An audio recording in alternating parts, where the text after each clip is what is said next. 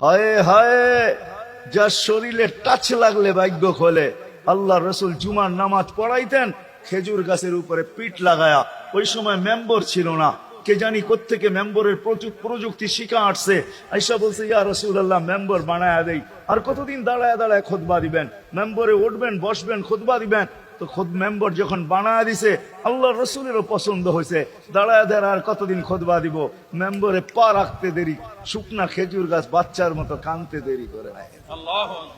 শুধু কাঁদে নাই, সে তো বলতেও ছিল মনে হয় আমার কাছে যে শুধু কাঁদে নাই, বিলাপ করতেছিল সে, যে কোত্থেকে এই ব্যক্তি আসলো, সে কোত্থেকেই মেম্বরের প্রযুক্তি পাইলো, আর মেম্বরই বা কোত্থেকে বানাইলো, আমাকে বঞ্চিত করলো তো করলো কেন? আল্লাহর রসুল তার কান্নার আওয়াজে নিচে নেমে আসছেন, হাত বুলাইতেছিলেন, সান্ত্বনা দিতেছিলেন, তোকে ছোঁয়া দিতে থাকবো, পায়ের নিচে রেখা দিব, তোর গায়ে ছোঁয়া দিয়া মেম্বরে উঠবো। আল্লাহ রসুল শান্ত করতে পারেন নাই। সর্বশেষ যখন বলছেন, তোকে জান্নাতে নিয়ে যাব, তুই দুনিয়া আমাকে খেজুর খাওয়াইতে পারিস না, জান্নাতে নিয়ে যাব, তুই জান্নাতে খেজুর দিবি, আমি মন বড়া খাবো, তখন যে তার কান্না ঠান্ডা হয়েছে।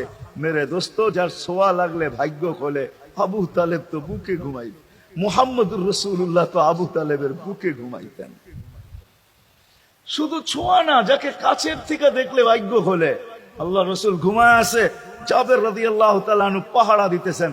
দূরের থেকে একটা গাছ মানুষের মতো হাঁটতে হাঁটতে আসতেছিল, মাথার কাছে দাঁড়াইছে। দীর্ঘক্ষণ দাঁড়ানোর পরে চলে যায় নিজের গায়ে জায়গায় লেগে গেছে। ঘুমের থেকে যখন উঠছেন তো বলতেছিলেন, ইয়া রাসূলুল্লাহ, জাদু দেখলাম। কয়, কিসের জাদু? ওই গাছটা দূর থেকে আসলো, মানুষের মতো হাঁটতে হাঁটতে আপনার মাথার কাছে দাঁড়াইলো। দীর্ঘক্ষণ দাঁড়ানোর পরে আবার চলে যায় নিজের জায়গায় লেগে গেল। মনেই হয় না সে একবার উঠে আসছিল। আল্লাহ রসুল হাসতেছিল আর বলতেছিল, ও দূর থেকে আমাকে দেখতেছিল, ওর মন ভরতেছিল না। ও আল্লাহর কাছে দোয়া করছে, আল্লাহ তোমার হাবিব এত কাছে, আমি এত দূরে, একটু অনুমতি দাও না, মাথার কাছে যায় একটু মন ভরা দেখি। হায় হায় হায় হায় হায়, ভালোবাসার জায়গায় ভালোবাসা থাকলে চলবে না, ওই দিকে নিয়ে যেতেছি, লম্বা কথা হবে না। কেননা আমার মেমোরি, আমার আইসি অনেক আগেই বন্ধ হয়ে গেছে, আমাকে 10টার আগে বসাইতে হবে, তাহলে আমার আইসি ওপেন থাকবে। 10টা বেজে গেল, এরপরে এটা অফ হয়ে যাবে, এটা আর খোলা যাবে না। এই জন্য লম্বা করা যাবে না, শর্টের ভিতরে। কিন্তু সিরাত এই জন্য বুঝাইতেছি আপনাদেরকে, সিরাত যদি না হইতো, এই হিডিং আমাকে দায়িত্ব দিতেছে যে আমি সিরাত প্রয়োজন কেন এটা বুঝাই। ডাইনে বামের কথা না বলি, সিরাত কেন প্রয়োজন, কতটুকু প্রয়োজন, শ্বাসে শ্বাসে প্রয়োজন না কদমে কদমে প্রয়োজন, জীবনের প্রত্যেক পর্বে পর্বে প্রয়োজন, না শুধু আখেরাতে প্রয়োজন, দুনিয়ায় প্রয়োজন না? না না, এটাই বুঝাইতে চলতেছিলাম আপনাদেরকে, যে রসুলকে কাছের থেকে দেখলে ভাগ্য খোলে, যার কথা মানতে পারলে ভাগ্য খোলে। হায় হায়, কেমনে বুঝাবো? জানোয়ার চিনছে, আমরা চিনি না। বিদায় হজের দিন আল্লাহর রসুল সাল্লাল্লাহু আলাইহি ওয়াসাল্লাম উট জব করছেন, উট 100-র উপরে উট জব করছেন, 40টার মতো নিজের হাতে করছেন, বাকিগুলা আলী রাদিয়াল্লাহু তাআলা আনহু করছেন। যখন আল্লাহর রসুল করতেছিল তো উটদের ভিতরে ঝগড়া চলতেছিল, কার আগে কে আসবে আর হুজুরের শরীর নিচে গলা দিবে। উট চিনছে, আমরা চিনি। এই জন্যই তো প্রথমে বললাম, একজনও পাওয়া যাবে না। চুল শতবার কাটলাম, আজ পর্যন্ত একবার উচ্চারণ করলাম না সেলুনে যায়া যে আজকের চুল আমাকে নবীর স্টাইলে কেটে দিবে। তোর সব স্টাইল, আমি নবীর স্টাইলে কাটতে আসছি, আমাকে নবীজির স্টাইলে কেটে দিবে। কি বলছেন কোনদিন কেউ? হাত উঠে বলেন, কেউ বলছেন কোনদিন? না না না না না। আপনি ভালোবাসেন বটে, কিন্তু আমার বিশ্বাস যদি একদিনও বলতেন আর একদিনও কাটতেন, আল্লাহর রসুলের সিরাত আদর্শ এতটুকু দামি, একদিনের চুল কাটা আপনাকে জান্নাতে নিতে পারতো, একদিনের চুল। বিশ্বাস হয় না? মনে হয় না যে একদিনের চুল কাটা দিয়া জান্নাতে যাব কি করে, ঠিক না? এই উম্মত তো এক নেকি দিয়া জান্নাতে যাবে। কয় নেকি দিয়া? একটা নেকি দিয়া জান্নাতে যাবে এই উম্মত। অন্য উম্মতের কথা জানি না আমি, এই উম্মত এক নেকি দিয়া জান্নাতে যাবে। নবীর একটা আদর্শের কারণে জান্নাতে যাবে। সিরত মানি আদর্শ, আর এটা আমরা কদমে কদমে মুহতাজ।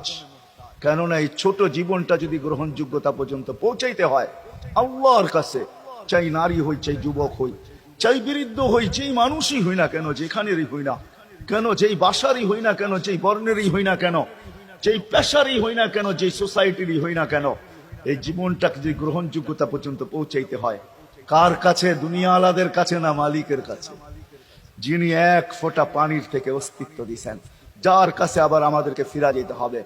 পালানোর কোনো সুযোগ নাই। এই জন্যই কোরআন আমাদেরকে বোঝায় আইনাল মাফার। আল্লাহ বলতেছে কোথায় ভাগবে তুমি, বলো কোথায় ভাগবে?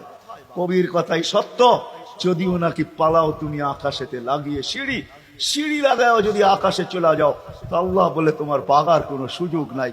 কেননা ইল্লা বি সুলতান, ওইখানেও আমার রাজত্ব, এইখানেও আমার রাজত্ব, ডাইনো আমার রাজত্ব, বামে আগে পিছে উপরে নিচে সর্বত্র আমার রাজত্ব। আমার রাজত্বের বাহিরে যাওয়ার ক্ষমতা তোমাদের নাই।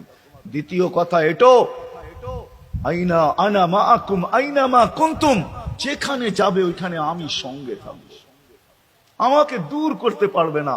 যদি করো তাহলে তুমি থাকবে না, তোমার অস্তিত্বই থাকবে না। কেন আমাদের ভিতরে আল্লাহ নাই বটে, কিন্তু আল্লাহর একটা পাওয়ার আছে যেটাকে রূহ বলে। কুলির রূহ মিন আমরি রব্বি, আল্লাহর একটা পাওয়ার, একটা সিফত, সবচেয়ে শক্তিশালী পাওয়ার যেটা, ওটা আমাদের ভিতরে আল্লাহ ঢুকায় রাখছেন, যেটাকে আমরা রূহ বলি। কোরআনের ভাষায় রূহ বলে, বাংলা ভাষায় আত্মা বলে।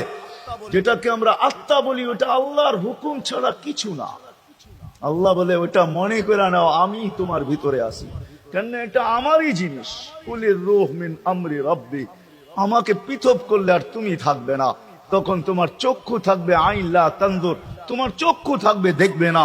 উযুন লা তাসমা, কান থাকবে শুনবে না। লিসান লা তানতিক, জবান থাকবে কিন্তু জিহ্বা থাকবে কিন্তু বলবে না। আকলুন লা তুমাইয়িজ, তোমার মগজ থাকবে ভালো মন্দ বুঝবে না। কলব লা তাতাফাক্কার, দিল থাকবে কিন্তু চিন্তা করার ক্ষমতা তোমার থাকবে না। ইয়াত লা তাফতিশ, হাত থাকবে ধরবে না। রিজল লা তামশি, পাও থাকবে চলবে না। তুমি হবে লাশ। লাশ আল্লাহ পর্যন্ত যদি গ্রহণযোগ্যতায় পৌঁছাইতে হয়, ওইখান থেকে বাহির হয়ে গেছি। ভালো তো বাসি, কিন্তু আগেরটুকু জানি না। ও মেরে দোস্ত, শুধু ভালোবাসলে চলবে না। আবু তালেবের চেয়ে বড় ভালোবাসা আপনার আমার ছিল না, ছিল না। সাহাবাদের মতো ভালোবাসা আপনার আর আমার নাই, আছে নাকি? হ্যাঁ, আবু তালেবের মতো ভালোবাসা ছিল না। চলেন শর্ট করি। আবু তালেবকে নিজের হাতে আল্লাহ রসুল কবরে রাখছেন। যখন রাখতেছিলেন তখন চিৎকার দিতেছিলেন, আম্মি মা তারাক্তালি সাবিলা, চাচা কোন রাস্তা রাখলেন না আমার জন্য। বলছিলাম কলেমা পড়েন, পড়লেন না। বলছিলাম ঠোঁটটা হেলান, হেলাইলেন না। বলছিলাম চুপ থাকেন, তাও থাকলেন না। সর্বশেষ একটা চিৎকার দিলেন, আলা মিল্লাতি আব্দুল মুত্তালিব, আব্দুল মুত্তালিবের ধর্মের উপরে চলে যেতেছি। এই কথা বলে দুনিয়ার থেকে বিদায় নিলেন। চুপও যদি থাকতেন তো আমার জন্য কোনো সুযোগ হইতো। চাচা, ও চাচা, আমার জন্য কোনো রাস্তা রাখলেন না। ভালোবাসা কাজে দিবে না। এই জন্য চলেন, জীবনটাকে গ্রহণযোগ্যতা পর্যন্ত পৌঁছাইতে হইলে কদমে কদমে মুহাম্মদুর রাসূলুল্লাহর আদর্শ লাগবে।